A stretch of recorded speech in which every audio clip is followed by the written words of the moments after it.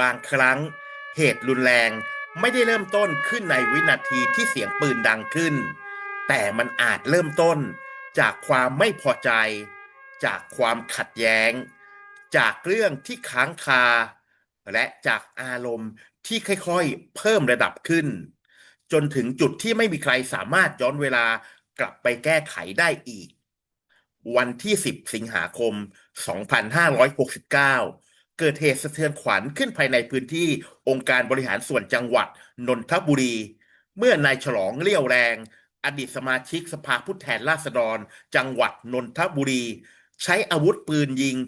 พันตำรวจเอกธงชัยเย็นประเสริฐนายกองค์การบริหารส่วนจังหวัดนนทบุรีจนได้รับบาดเจ็บสาหัส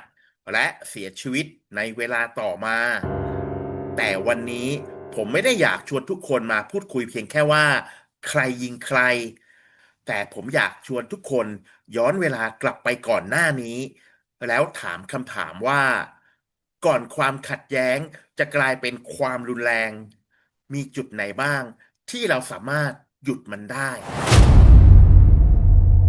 สวัสดีครับกลับมาพบกันอีกแล้วนะครับกับผมชลาทิพย์อินทรามารุตแห่งเซฟตี้360องศา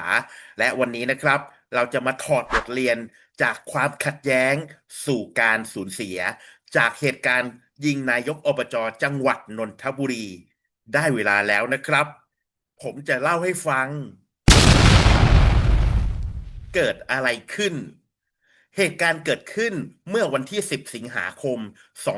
2569ภายในพื้นที่องค์การบริหารส่วนจังหวัดนนทบุรี ผู้ถูกกล่าวหาหรือมือปืนก็คือนายฉลองเลี่ยวแรงอดีตสสนนทบุรีและผู้เสียชีวิตคือพันตำรวจเอกธงชัยเย็นประเสริฐนายกองค์การบริหารส่วนจังหวัดนนทบุรี บุคคลทั้งสองไม่ใช่คนที่ไม่เคยรู้จักกันมาก่อน ซึ่งในอดีตทั้งคู่เคยอยู่ในสนามการเมืองท้องถิ่นด้วยกัน และในการเลือกตั้งนายกอบจนนทบุรีเมื่อปี 2563นายฉลองเคยลงสมัครแข่งขันกับพันตำรวจเอกธงชัย และเหตุการณ์เมื่อวันที่10สิงหาคมที่ผ่านมานี้นะครับ สร้างความตกใจอย่างมาก เพราะเป็นเหตุรุนแรงที่เกิดขึ้นในพื้นที่ของหน่วยงานราชการสถานที่ซึ่งในเวลาปกติมีทั้งเจ้าหน้าที่และประชาชนเข้าออกเป็นจำนวนมากปม11ล้านบาทหลังเกิดเหตุมีข้อมูลเกี่ยวกับสาเหตุของความขัดแย้งออกมาหลายกระแสซึ่งประเด็นหนึ่งที่ได้รับความสนใจมากที่สุดก็คือเงินจำนวน11ล้านบาท ซึ่งตามคำกล่าวอ้างของนายฉลองเขาระบุว่าเดินทางมายังอบจนนทบุรีเพื่อพูดคุยและทวงเงินจำนวนดังกล่าวและอ้างว่าเมื่ออีกฝ่ายปฏิเสธว่าไม่ได้เป็นหนี้จึงเกิดความโกรธขึ้นแต่ตรงนี้ต้องย้ำให้ชัดนะครับว่านี่คือคำกล่าวอ้างของผู้ต้องหาและไม่ใช่ข้อสรุปของคดีนี้ข้อเท็จจริงเกี่ยวกับเรื่องของเงินแรงจูงใจ และรายละเอียดของความขัดแย้งยังต้องรอการรวบรวมพยานหลักฐานของตำรวจและกระบวนการยุติธรรมต่อไปนะครับสิ่งที่เกิดขึ้นหลังเหตุการณ์หลังเกิดเหตุเจ้าหน้าที่ตำรวจสามารถควบคุมตัวนายฉลองได้ตำรวจดำเนินคดีในหลายข้อหาในขณะที่นายฉลองให้การภาคเศษและอ้างประเด็นการป้องกันตัวซึ่งคำกล่าวอ้างดังกล่าว ก็ยังต้องถูกพิสูจน์ด้วยพยานหลักฐาน และในวันที่11สิงหาคมที่ผ่านมา ตำรวจได้นำตัวนายฉลองไปฝากขังต่อศาลจังหวัดนนทบุรี พร้อมคัดค้านการประกันตัว นั่นหมายความว่า ณ เวลาที่คลิปนี้จัดทำขึ้นนะครับ คดีนี้ยังไม่สิ้นสุด และเรายังไม่ควรนำคำให้การของฝ่ายใดฝ่ายหนึ่งไปสรุปแทนคำพิพากษาของศาลนะครับ แต่ในมุมของเซฟตี้ผมมองเห็นอีกเรื่องหนึ่งนะครับเราลองถอยออกมาจากตัวบุคคลสักนิดหนึ่งถ้าเรามองเหตุการณ์นี้ด้วยแนวคิดทางด้านเซฟตี้คำถามอาจไม่ใช่แค่เพียงอะไรคือแรงจูงใจแต่มันคือความขัดแย้งถูกปล่อยให้เอ็กซ์คาเลสไปจนถึงความรุนแรงได้อย่างไรคำว่า escalation หมายถึงสถานการณ์ที่ค่อยๆเพิ่มระดับจากความเห็นต่างกลายเป็นความไม่พอใจจากความไม่พอใจกลายเป็นความโกรธจากการโต้เถียงกลายเป็นการคุกคามและหากไม่มีแบรีเออร์ใดๆเข้ามาหยุดมันอาจพัฒนาไปสู่ความรุนแรงได้นี่คือสิ่งที่องค์กรทุกแห่งต้องเรียนรู้และนำไปใช้นะครับ คอนฟ lict ไม่ใช่เรื่องส่วนตัวเสมอไป หลายองค์กรมีความเชื่อว่าถ้าคนสองคนทะเลาะกันก็ให้เขาไปเคลียร์กันเอง แต่ในมุมมองของ Workplace Violence Prevention แนวคิดนี้อาจเป็นอันตราย เพราะเมื่อองค์กรรับรู้ว่ามีความขัดแย้งรุนแรง มีการข่มขู่ มีพฤติกรรมผิดปกติ หรือมีเหตุการณ์ให้เชื่อได้ว่าสถานการณ์อาจจะไม่ปลอดภัย ดังนั้นเรื่องนี้จึงไม่ได้เป็นเพียงแค่ personnel conflict อีกต่อไป แต่มันอาจกลายเป็น safety risk และเมื่อมันกลายเป็น safety risk หรือความเสี่ยงที่เกิดขึ้น องค์กรจำเป็นที่จะต้องรีบบริหารจัดการมันเหมือนกับความเสี่ยงประเภทอื่น Barrier ที่1 Early Warning สำหรับคำถามแรกก็คือก่อนที่จะเกิดเหตุรุนแรงขึ้นมี Warning Sign หรือสัญลักษณ์เตือนบ้างหรือไม่มีความขัดแย้งใดๆก่อนหน้านี้หรือเปล่ามีการโต้เถียงกันอย่างรุนแรงหรือไม่มีการข่มขู่หรือไม่มีบุคคลอื่นรับรู้ความขัดแย้งนี้บ้างหรือเปล่า และถ้ามีข้อมูลเหล่านี้ไปถึงใครองค์กรที่มีระบบป้องกันความรุนแรงที่ดี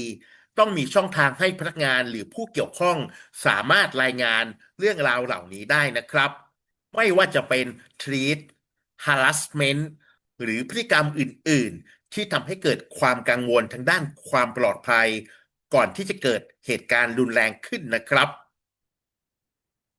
Barrier ที่2 Conflict Management ถ้าองค์กรรับรู้แล้วว่าคนสองฝ่ายมีความขัดแย้งที่รุนแรงคำถามต่อไปก็คือทำไมต้องปล่อยให้เขาเจอกันตามลำพัง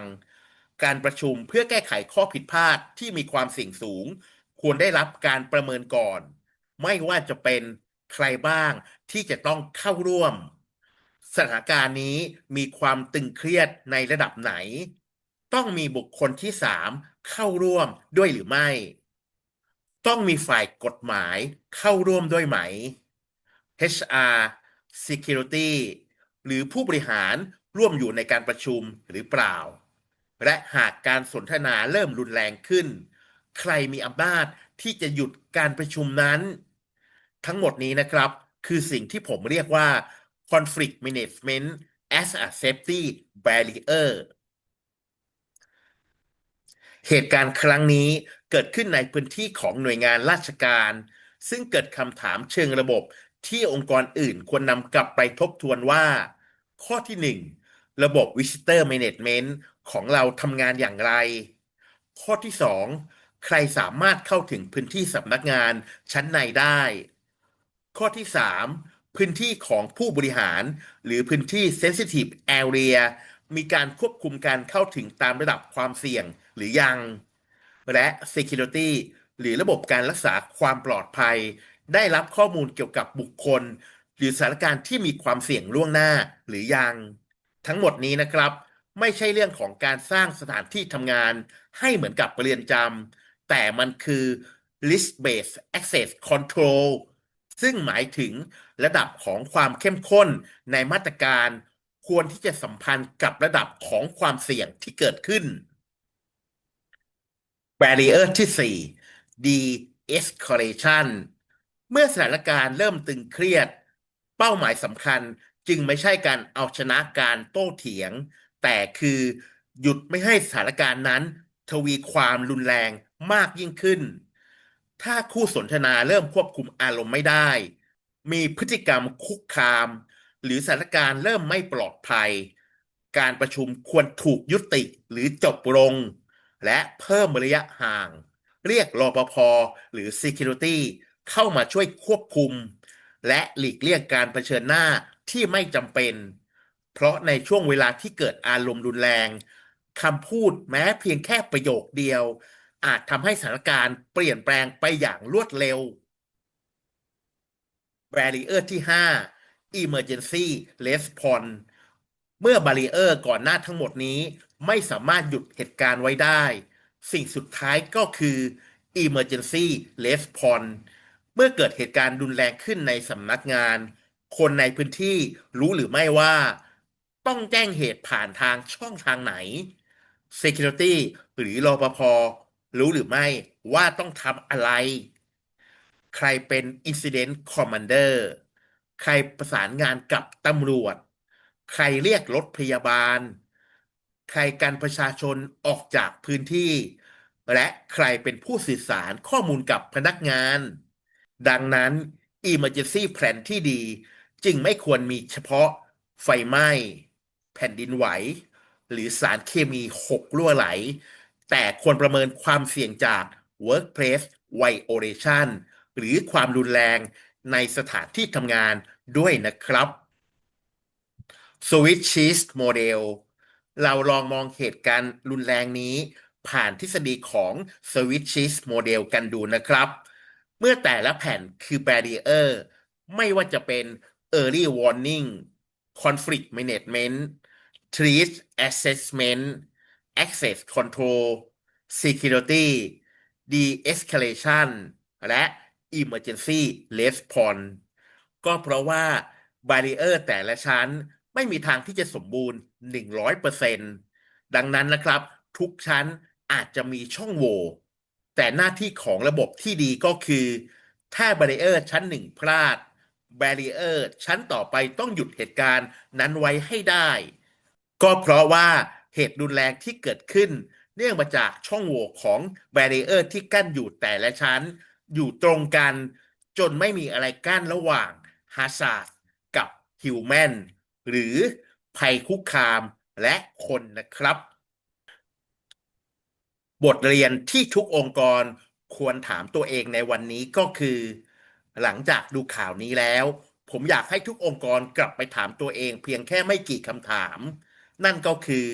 ถ้าพรุ่งนี้มีบุคคลที่กำลังโกรธจัดเดินเข้ามาในสำนักงานของคุณ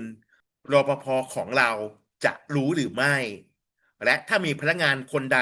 ได้รับคำข่มขู่เขารู้หรือไม่ครับว่าต้องรายงานใครและถ้าความขัดแย้งระหว่างสองคนเริ่มรุนแรงยิ่งขึ้นใครบ้างที่มีหน้าที่ต้องเข้าไปจัดการและถ้ามีการประชุมที่มีความเสี่ยงสูงเราเคยทำ Risk Assessment ก่อนการประชุมบ้างหรือยังและถ้าเหตุรุนแรงที่เกิดขึ้นจริงคนของเรารู้หรือไม่ครับว่าวินาทีแรกต้องทำอะไรและถ้าคำตอบของคำถามทั้งหมดนี้คือไม่แน่ใจนั่นอาจเป็นช่องโหว่ที่องค์กรควรแก้ไขตั้งแต่วันนี้นะครับ